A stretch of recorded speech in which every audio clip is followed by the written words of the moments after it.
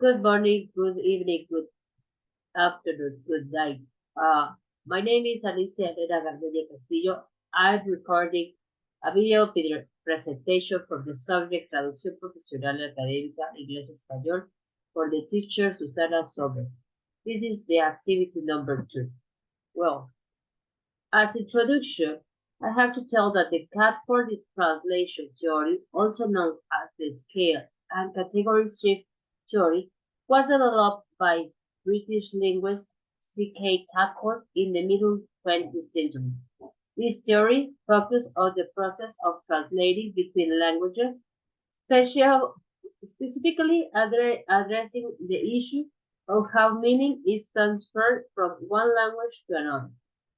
Catford's work is primarily associated with the field of contrastive linguistics, which aims to identify and explain the difference between languages. Catford translation theory, it means it defines the translation as the replacement of textual material in one language by equivalent textual material in another language. It is essentially a theory of applied linguistics. According to him, the central problem of translation practice is that of finding TL translation equivalence. The central idea of Catford's translation theory is that when languages differ in their linguistic structure, there is a need for shift and adjustment in the translation process. This shift and adjustment occur at two levels. The first level, yes, is the shift of the category. Catford proposed that there are two main categories of linguistic elements, the nuclear category and the peripheral category. Nuclear categories are more fundamental and have a closer connection to the core meaning of a sentence. They include items like nouns, verbs, and adjectives. The peripheral categories are less central to the meaning and include elements like articles, preposition, and conjunction. When translating between languages with different structure, shift is in category can occur when a nuclear category in one language may correspond to a peripheral category in another.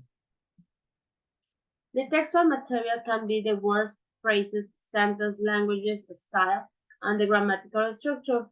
Translations have to look for the most relevant words, phrases, sentence, and grammatical structure that can replace the source text so the target readers can understand. The shift number 2 is the shift of rank. In addition to category of this category, shift Catford also discussed the notion of the shift of rank. It refers to the changes in the syntactic structure and word order that often occur in translation. Languages can have different rules for sentence construction and the arrangement of words. So, when translating, these differences need to be addressed through shifts in rank to maintain the intended meaning. The translation will be able to decide what to do. For example, if the complete sentence is Yangang Gangu Saya Saya Sedan Sedi, the phrase Yanga Gangu Saya, don't disturb me, then Sedan explained that the text is talking about present event. Then the translator will decide to translate the sentence into I am sad instead of I was sad. However, if the former phrase like this, Wautuk itu saya sedai, then the translator should be aware of phrase Wautuk itu. That means that we have to be careful in the structure of the sentence at the moment of translating. In summary, the Catford translation theory focuses on the shifts and adjustments that occur in the translation process due to the difference in linguistic structure between languages. It highlights the need to consider both category shift and rank shift when translating and provides a framework for understanding the challenge faced by translators. As I mentioned, we have to be careful with this theory. Well, it focuses in the structures that has the language in English or in another language. For example, in Spanish, we may say, la casa está bonita. And in English, we say, the house is pretty. Sometimes it can change or it can vary the information from one language to another.